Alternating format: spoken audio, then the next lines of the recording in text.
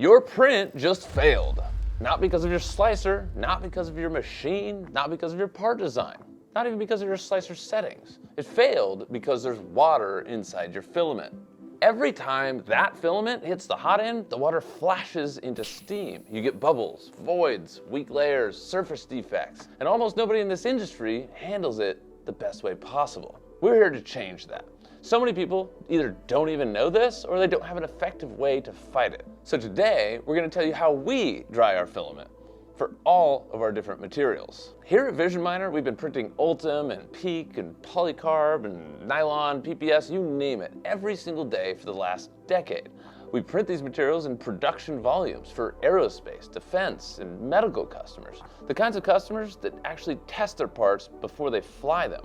And the single biggest thing that separates a good print from a scrap part isn't the machine. It's how you handle the filament before it even gets into the machine. So let's talk about that.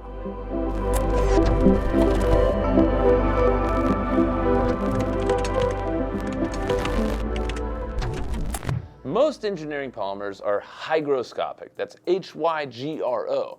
That means that they're actively pulling water out of the air.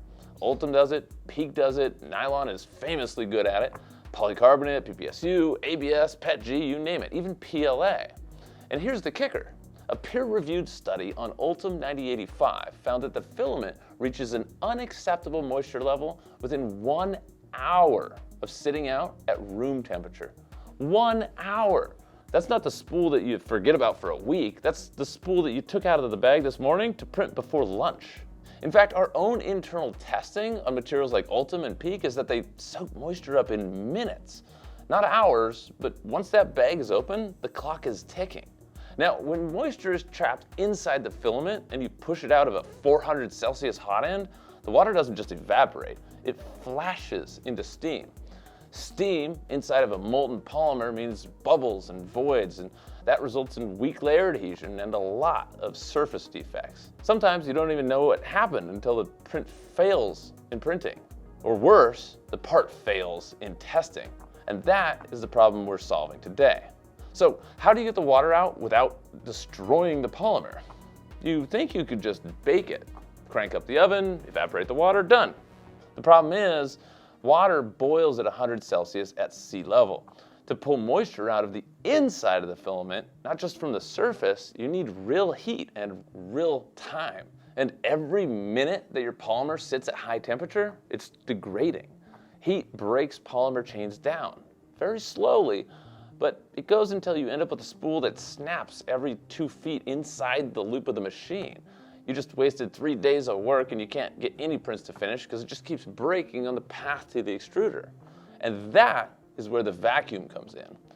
When you drop the pressure inside of a sealed chamber, you drop the boiling point of water with it. If you pull a deep enough vacuum, water will boil out at room temperature, which means you can drive moisture out of the filament without cooking the polymer.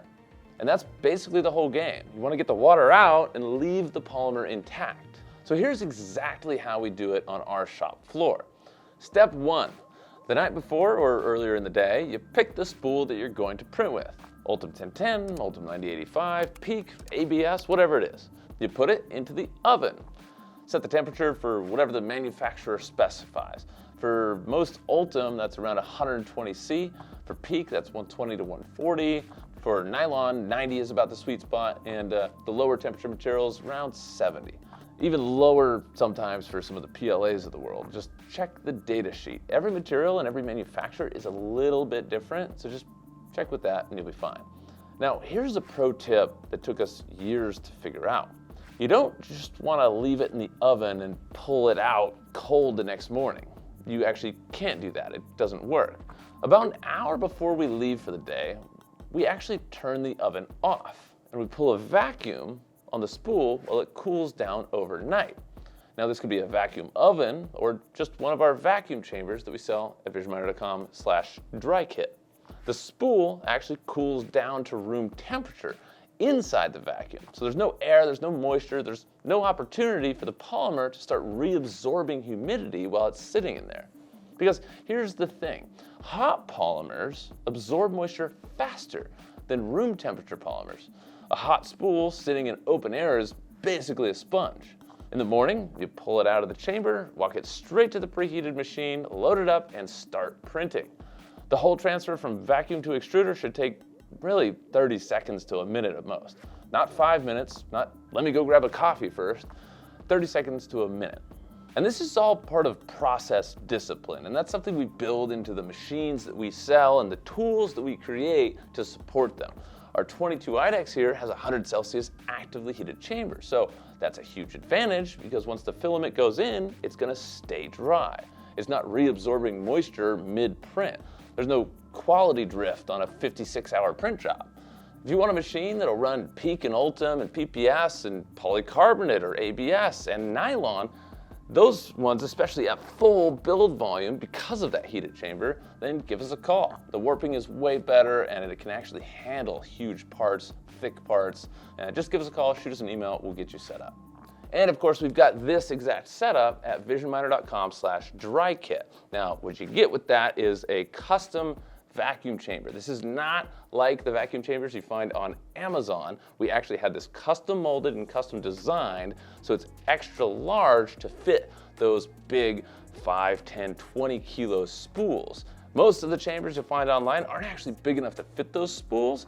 We've actually had customers, this has really surprised me, but people have sent in pictures of their vacuum chambers they got off Amazon and the entire chamber was imploded. So this is stainless steel and it's very high quality and thicker, so it's not gonna do that. So go check this setup out at visionminer.com/drykit. We've got these for sale and man, it is a game changer. So let's talk about how you can tell during your print, at the beginning of the print, whether or not your filament is still wet, because sometimes you think you dried it, but it's not actually there. So there's a few things you want to do before you walk away from the machine on a long print.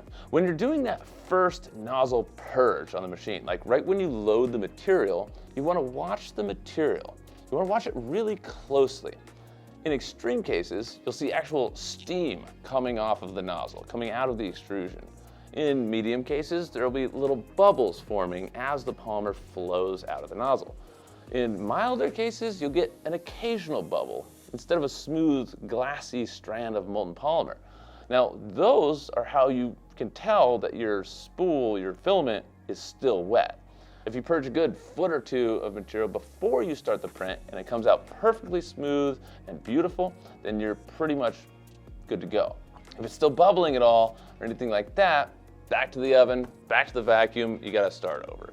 It's not worth the failed print or the low quality of the print that you'll get on most jobs, especially not with the high-end ultra polymer filaments. Now, quick aside on the differences between materials. Nylon is actually one of the easiest. Nylon will actually dry out just from sitting in a hot chamber, especially like in the 22. So if you're printing nylon tomorrow, you can just put the spool in the chamber overnight with the heater on, and by morning you'll be good to go. ULTEM, however, is much trickier. You'll need to do the full oven and vacuum cycle before you print. PEEK is even tougher. It's slower to absorb moisture, but it's also slower to give the moisture up. Once it's wet, it takes even longer to dry, so you need to plan accordingly. And whatever you do, don't leave 17 spools in the oven for 2 weeks because you might use them eventually. We learned the hard way. That's how you end up ruining filament before you ever load it into your machine. The polymer degrades, it gets very brittle, and it's almost not recoverable at all.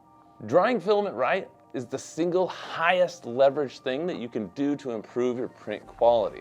It costs you almost nothing, and it just takes discipline. And that's the difference between aerospace grade parts and a scrap bin full of expensive polymers. Now, we help engineering teams figure this out every single day. The right materials, the right processes, the right machines. From our own 22 IDEX to the Aeon Hilo for the huge flight certified parts. Head over to visionminer.com, check out the full material lineup at visionminer.com/materials. ULTEM, PEEK, carbon fiber nylons, many different grades of nylon. You name it, we've got it. We can also provide COAs and COCs for virtually every spool we sell because most of our customers are industrial, especially in aerospace or medical.